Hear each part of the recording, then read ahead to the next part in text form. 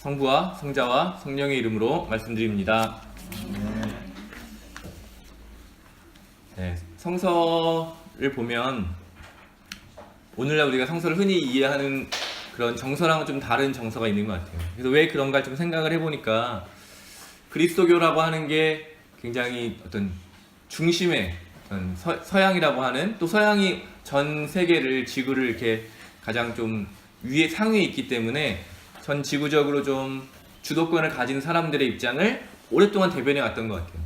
특히 로마 제국의 공식 종교가 된 이후에는 이렇게 가난하고 소외된 사람들의 입장을 대변하기보다는 지배자들의 입장에서 어떻게 하면 이 사회를 잘 유지할 수 있는가, 이런 것들을 좀 많이 이야기하면서 오히려 성서가 전하고 있는 가난한 예수님, 또 소외받은 지역인 갈릴리 출신의 나자렛 예수라고 하는 그런 예수님의 모습은 점점 잊혀져 가고, 그 후계자라고 하는 사람들도 굉장히 화려한 예복, 또 막강한 권력, 그런 것들을 누리게 되면서 어떻게 보면 성서에서 계속해서 이야기하고 있는 중요한 메시지가 좀 이렇게 잊혀져 간 것은 아닐까, 그런 생각을 하게 됩니다.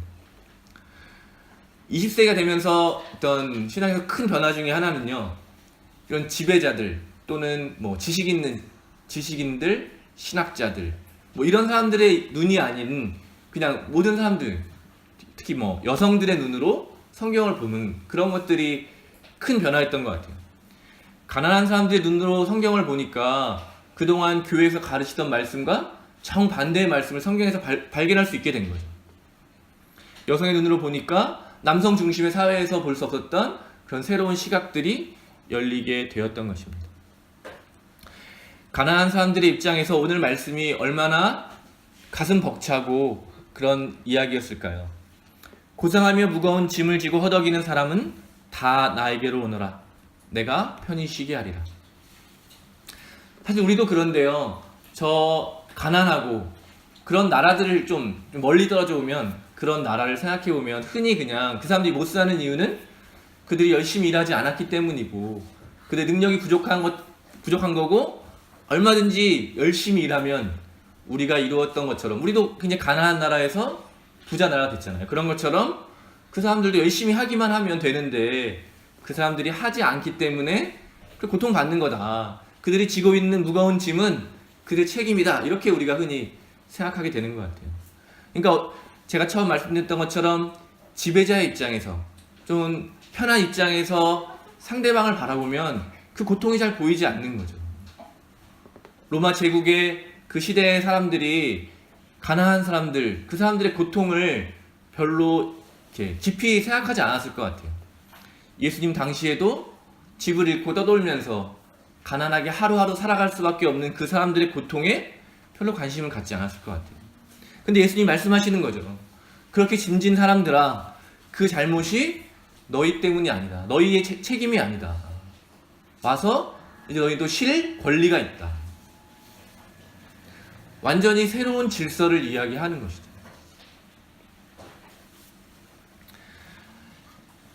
예수님이 사도로 부르신 사람들을 봐도 다 가난하고 못 배우고 뭐 어부고 그렇게 하루하루를 일해서 먹고 살 수밖에 없는 사람들이었는데요. 고린토전서에 보면 또 사도 바울이 그렇게 얘기해요. 당신들이 처음 예수님의 부름을 받았을 때 생각해 보십시오. 유력한 사람이 있었습니까? 뭐 똑똑한 사람이 있었습니까? 뭐 이런 이야기를 하거든요. 그러니까 예수님이 오늘 기도와 다 연결이 되는데, 초대 교회가 이 말씀을 선포한 사람들은 대부분 가난하고 소외되고 병들고 지친 사람들이었을 것이라는 거예요. 근데 왜 이런 사람들이 생겨났을까? 그것은 개인의 문제이기도 하지만 사회 구조의 문제가 더 많았다는 것이죠. 한 사람이 많은 땅을 소유하게 되면서 농장을 경영하고, 그러면서 그렇게 되기 위해서는 그 조그만 땅을 가지고 소작농들이 다 땅을 빼앗기게 되는 거죠.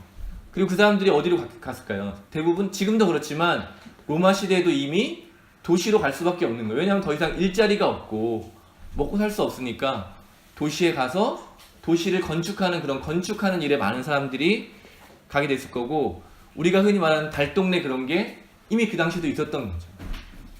하루하루를 생존하기 위해서 겪어야 했던 그들의 고통이 어땠을까? 비참하기도 하고 비굴하기도 하고, 비굴하지 않으면 살 수 없는 그 사람들의 그 고통, 근데 예수님께서 교회를 통해서 하신 말씀은 그런 거죠. 이제 와서 쉬어라. 그랬을 때 그들이 느꼈던 그런 가슴 벅찬 것, 우리가 흔히 교회에서 생각하는 정서적인 어떤 위안, 어떤 위로, 마음의 위로, 뭐 영의 안식, 이런 것 이상의 것이었던 것 같아요. 정말 내 존재 자체가 이런 고통에서 벗어날 수 있는, 정말 하나님의 백성으로, 하나님의 자녀라고 하는 것이 이렇게 나를 짓누르던 고통으로부터 벗어나게 해주는 것이구나. 그래서 교회가 기록하는 것처럼 교회 공동체에 들어오면 노예와 주인도 하나님의 똑같은 자녀가 되는 거죠. 귀족이든 돈 많은 사람이든 그냥 이처럼 하루하루 노동자로 살아갈 수밖에 없는 그런 사람이든 다 똑같이 같이 한 말씀을 듣고 하나의 하나님 안에서 같은 음식을 먹고 같은 대접을 받는 그 새로운 질서, 그 안에서 구원이라고 하는 것은 존재의 변화를 이야기할 수 있는 것이죠. 우리 예수 그리스도를 믿는 그 순간 우리의 존재가 변화된다. 우리의 신분이 변화된다. 우리의 삶이 변화된다라고 하는 고백들이 성서 곳곳에 담겨 있는 것입니다. 그러면서 이 사람들이 본 구약의 이야기는 무엇입니까? 파라오라고 하는 막강한 권력에 의해서 노예로 살고 있던 사람들이 하나님의 뜻에 의해서 노예에서 벗어나서 자유인이 된 이야기가 성경의 이야기구나.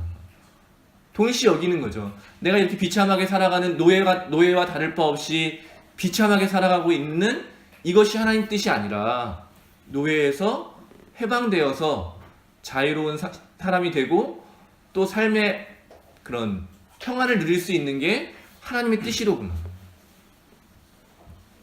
나라를 잃고 집을 잃고 포로 생활을 하던 사람들이 다시 자기의 고향을 찾고 자기의 집을 찾고 자기 삶의 터전을 회복하는 이야기가 바로 성경의 이야기라고 하는 것이었습니다.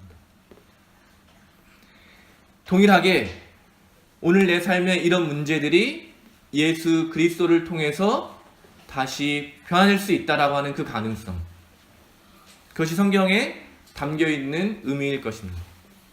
그렇다면 오늘 우리는 어떻게 해야 될까요? 초대교회가 그랬던 것처럼 그 사회의 불의, 정의롭지 못한 모습 때문에 생겨난 그 고통에 직접 맞선 것이죠. 초대교회는.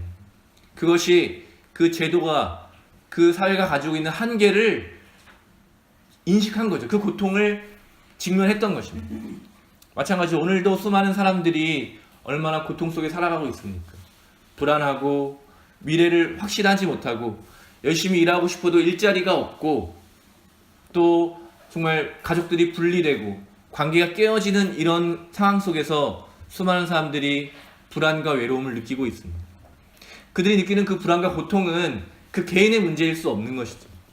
다시 한번 예수님께서 말씀하신 것처럼 수고하고 고생하고 무거운 짐을 지고 있는 그 사람들의 고통에 교회가 관심을 가져야 하지 않을까. 그리고 그 고통을 함께 우리가 짊어지는 것 통해서 우리 교회 공동체가 제시하는 새로운 그 비전 안에서는 안식을 누릴 수 있어야 하지 않을까, 그런 생각을 해보게 됩니다. 우리 강릉교회가 이런 성경의 말씀처럼 세상 사람들에게 희망이 되는 그런 공동체가 됐으면 좋겠습니다.